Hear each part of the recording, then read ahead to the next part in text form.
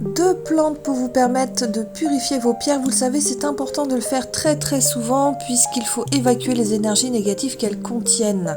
Alors, la sauge blanche tout d'abord. Donc la sauge blanche, bizarrement, elle a un peu de mal à pousser par chez nous. Le climat lui convient pas forcément. C'est pour ça que généralement, elle provient plutôt de Californie où elle se plaît énormément et où elle pousse à foison. Alors, on la trouve généralement sous forme de feuilles séchées, parfois reliées sous forme de petits boudins qu'on va faire brûler.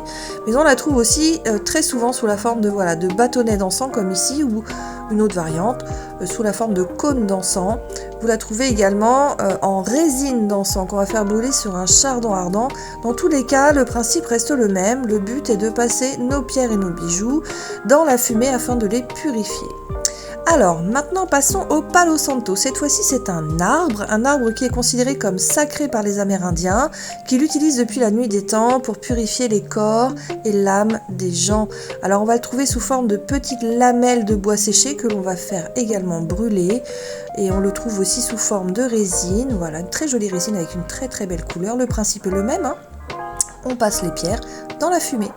Voilà, le fait de le faire, ça va nous permettre de purifier, comme je vous le disais, nos bijoux, nos pierres roulées, nos galets, etc. On les porte sur nous, donc c'est important de le faire très souvent pour évacuer toute l'énergie négative qu'ils peuvent accumuler. Voilà, si vous voulez les retrouver, résine, encens, n'hésitez pas, mes petits cailloux-lithothérapie.com.